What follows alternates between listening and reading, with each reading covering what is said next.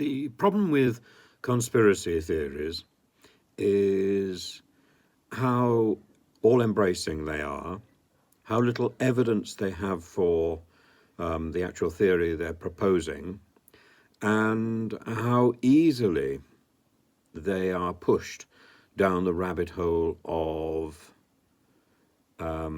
hatred and blame. So the plots about the world government, the plots about the House of Rothschild, the plots about the silent war, the total control of people, the sort of things that are being promulgated by Neil Oliver, by William Keyte. He's the spokesperson for the new Chartist movement, by David Ike. He's the mad person with the reptile monarchy. All of these people are in danger of dragging up a pernicious fury and seeing some sort of centralist cabal of people controlling the future. Now, of course, the Nazis and Hitler saw that control to be Jewish. It was wrong. That was anti-Semitic and simply unfounded. And I'm afraid when Neil Oliver and his friends get into the same conversations, particularly when they talk about the Rothschilds, particularly when they talk about the Illuminati, the Bilderberg, all these various networks, they come very close to treading on sort of anti-Semitic tropes. Now, William Keyte says that he doesn't condone anti-Semitism, but there's always a but, isn't there?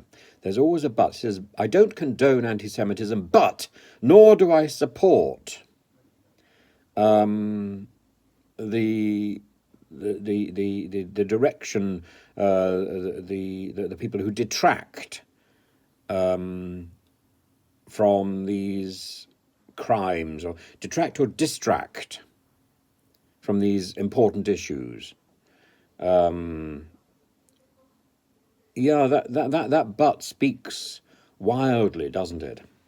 And those people who speak out against conspiracy theories, I mean, I simply don't countenance them.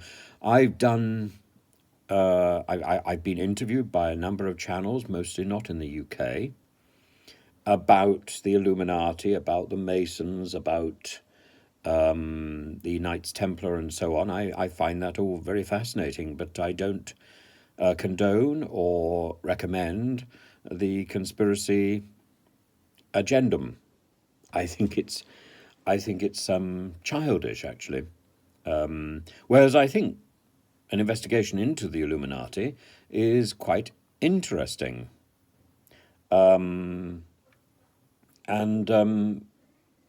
But I think, and to suggest that organizations like Ofcom are going to silence people like Neil Oliver or William Keyte or David Icke, I mean, this is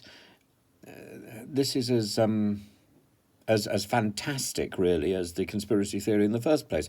To get Ofcom to actually do something, it's like Ofcom has got as much bite as a fractious worm.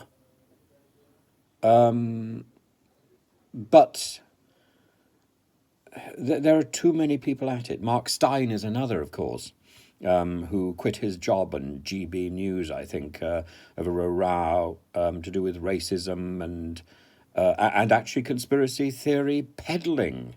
We need to draw a line under this. We need to say that the conspiracy theory route is just a bad route. It's not a route down which we need to go.